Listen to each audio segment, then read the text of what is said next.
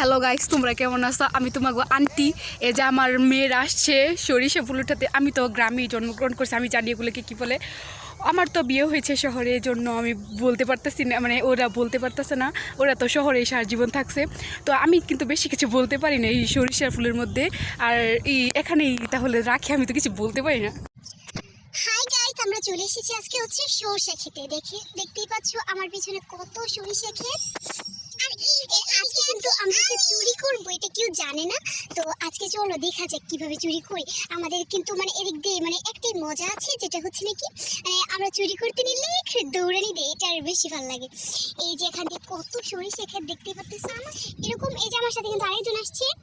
Hello everyone, আর তুমি কিছু মনে করো না, আমরা দুজনে কিন্তু চশমা পরি, ঠিক আছে? এই যে দুজনে সেম। আমরা এত সুন্দর একটা জায়গায় আসছি, আমরা শহর থেকে গ্রামে আসছি। প্রথম আমরা জানি না এগুলো কি বলে, সরিষা ফুল আমি শুনছি। আর পিছিয়ে দেখতেছি একটা ঘর দেখা যাচ্ছে, অনেক সুন্দর সব মিলিয়ে।